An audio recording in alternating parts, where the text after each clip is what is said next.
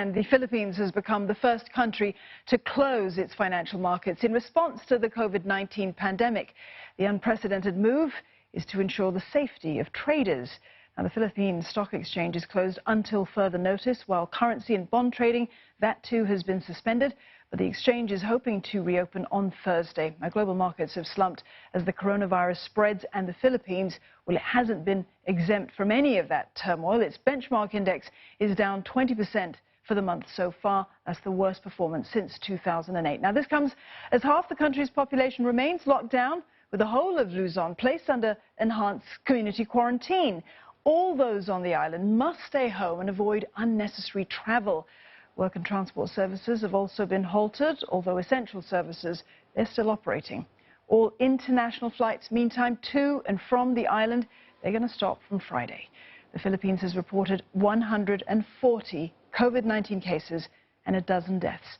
Buena Brunel joins us live now from Manila for more. Buena, the Philippines has declared a state of calamity just this past hour. What does this mean for the country? Well, the declaration will allow government expedited access to funds that will support the containment effort. That proclamation, signed by Executive Secretary Salvador Medialdea, says that those funds will likewise be used to provide basic necessities to the affected population. And this is in line with the messaging employed by Philippines Cabinet Secretary Carlo Nograles during that Monday late-night press conference after President Rodrigo Duterte addressed the nation, when he said trying to assuage the public negative sentiments over the quarantine. He said that they could just treat this like a calamity. But of course, that is a bitter pill to swallow for many Filipinos. Now, the country experiences an average of 20 typhoons each year, so localities are very familiar with natural disasters that disrupts daily lives, lead to economic losses.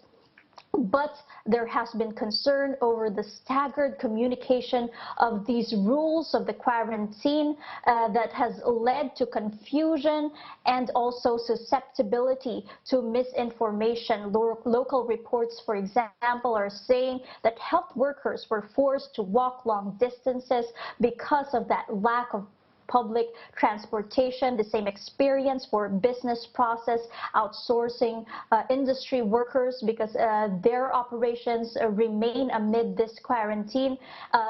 The same experiences by some of the informal sector workers who were stranded and who were planning to go back to their provinces outside of Metro Manila. Of course, the government has since said that they will continue to review and consider revising those guidelines. For example, the government said it has partnered with a transportation organization to ferry stranded passengers. Likewise, the Vice President said she will be providing transportation for health workers. But these nuances, realities on the ground seem to have not been anticipated. There's that criticism on the lack of foresight. So, Brunel, you mentioned there about this confusion. How have people been reacting to this enhanced community quarantine then?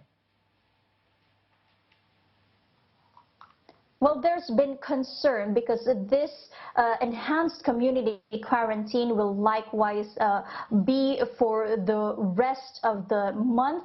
And the declaration of a state of calamity, according to the proclamation released Tuesday, was that it will last for 6 months unless lifted or extended. That means that the funds that will be tapped will likewise go to rehabilitation for those displaced in their jobs, for example, due to this month-long suspension of mass transportation, suspension of work as well.